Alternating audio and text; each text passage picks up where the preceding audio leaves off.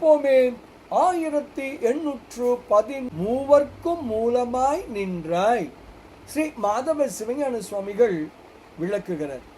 மூங்கிலை ஒத்த தோள் உடைய உமை அன்னையை ஒரு பாகமாக கொண்ட நீலகண்டனே, திரு கலைசை உத்தமனே, எந்தையே, நீ காக்கும் திருமாலாகவும் படைக்கும் பிரம்மனாகவும் நிலை பெற்ற உயிர்களையெல்லாம் ஒடுக்குகிற பாயும் பெரிய விடையில் ஏறி வரும் ருத்ரனாகவும் விளங்குகிறாய்.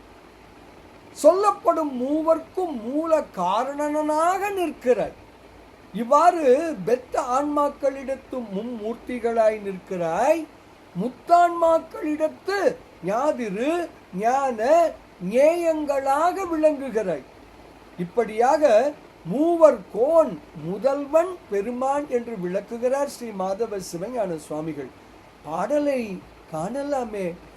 மாயன் ஆயினை மறையவன் ஆனாய், மண் உயிர்த்தொகை அனைத்தையும் ஒடுக்கும் பாயும் மால் விடை ருத்ரன் ஆனாய், பண்ணு மூவர்க்கும் மூலமாய் நின்றாய், ஞேயம் ஆயினை ஞாதிரு ஆனாய், நிகழும் ஞானமும் ஆயினை, எந்தாய் வேய தோள் உமை பங்கு உரை நீலமிடற்றனே, திரு கலைசை உத்தமனே என்று ஸ்ரீ மாதவ சிவஞான சுவாமிகள் தனது கலைசை 10 அந்தாதி எனும் அற்புத நூலின் 31வது திருப்பாடலில் மிக தெளிவாக விளக்குகிறார்.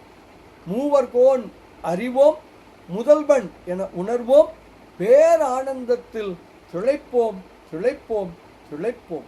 இனிய வணக்கம். சிவாய நம.